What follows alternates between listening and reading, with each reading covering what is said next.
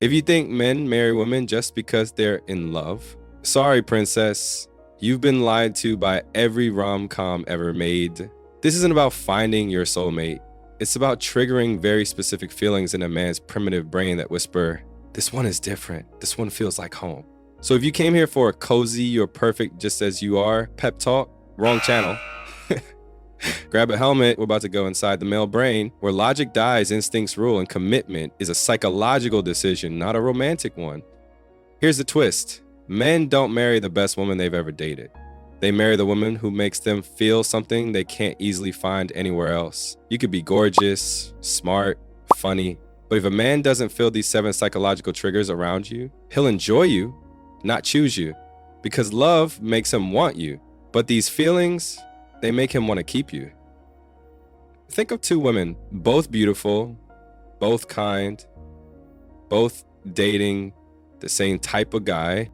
One of them constantly asks, where is this going? The other makes him feel so safe and respected that he starts asking himself that same question. One pushes for a title, the other inspires him to offer it. Same man, same dates, different emotional experience. Because one woman activates a man's survival instincts and the other activates his security instincts. That's the difference between fun phase and future wife. Feeling 1, the emotional shelter. A man commits when he finds a woman who feels like a quiet place in his noisy head. He might not say it, but men walk around constantly performing. At work, with friends, even at home. So when you're the one space where he can't exhale, that's rare air. Psychologically, that's the oxytocin dopamine loop. The same one that bonds mothers to infants and soldiers to comrades. When he feels safe enough to drop the armor, his brain quietly links you with peace. Contrast, woman A says, you're overreacting. Woman B says, I get why that hit you. Guess which one he texts first when life goes wrong? Failing 2, the pride amplifier. Here's a psychological twist. Men don't need you to validate their worth. They need you to reflect it back to them. He doesn't want a cheerleader. He wants a believer.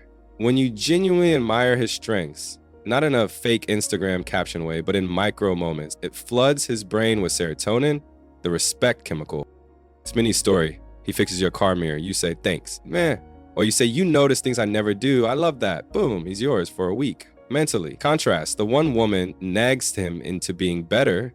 The other inspires him to want to be better. That's not manipulation. That's emotional alchemy. Feeling 3, the predictable peace. Men chase novelty but stay for predictability. And no, that doesn't mean boring. It means emotional consistency. When a man knows he can disagree with you without landing in emotional jail, his nervous system says, she's safe, I can build here. Think of it like a stock market. Men invest where the risk is manageable. If every argument turns into a courtroom, he won't build equity, he'll pull out early. You debate like you're defending your PhD thesis every time. Congratulations, you're single with honors. Calm women feel powerful. Reactive women look powerful but lose control. Men married a woman whose emotions don't explode, they influence. Feeling 4, the avenger of growth. Most people think men fear commitment. Nope, they fear stagnation. He'll commit when he feels that being with you doesn't end the game, it upgrades it, that he's not giving up freedom, but gaining expansion. You become his emotional gym, where he grows, challenges himself, and still feels admired. Micro story. She says, I want us to be better next year. He says, how? She smiles. Let's learn something new together. Maybe fail at it and laugh. Boom. Growth, bonding, future projection. Men don't marry perfect women. They marry women who make evolution feel fun. Feeling 5, the emotional belonging signal. Let's be brutally honest, most men aren't walking around saying, I want to get married. They're walking around saying, I want to stop feeling alone, even when I'm surrounded by people. When he meets the woman who gives him that, not by smothering him, but by seeing him, the commitment walls start to crumble.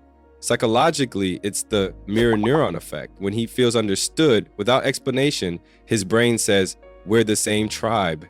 Micro story, he mentions something random, like a childhood song or his obsession with fixing things that aren't broken, and you light up. You do that too? Tiny moment, huge imprint. That Me Too moment is his emotional proof that you get him, not the highlight reel version, the weird, flawed, late night YouTube rabbit hole version. Contrast lesson. Woman A tries to impress him. Woman B makes him feel accepted. Guess who he wants to wake up next to? Feeling 6. The soft strength vibe. Here's the paradox. Men fall hardest for women who are both gentle and unyielding. She's kind, but her kindness has a backbone. She can forgive, but she doesn't tolerate repeated foolishness. She's feminine, but not fragile. Why? Because strength with softness creates trust. His subconscious says, if she can handle herself, she can handle us. Think of it like emotional Aikido. Power with control. You don't fight chaos, you redirect it with calm certainty. Micro story. He loses his temper at dinner. One woman snaps back and they both spiral. The other calmly says, I'll talk to you when you've cooled off, and walks away with dignity. 2 hours later, guess who he's texting apologies to? Men test boundaries the way toddlers test gravity. They just need to know it's still there. Respect isn't built through dominance. It's built through consistency under pressure. Men marry the woman whose silence feels stronger than another shouting. Feeling 7, the legacy feeling. This one's the deal sealer. When a man starts imagining his legacy with you, not just passion, but partnership, that's when the marriage switch flips. It's not about romance anymore. It's meaning. He looks at you and thinks, if I build something big, a business, a home, a life, I want our fingerprints on it. This isn't about how well you cook or cuddle. It's about whether he sees you in his story of purpose. Mini scenario chain. He introduces you to friends, not as the girl I'm seeing, but my person. He starts saying we instead of I.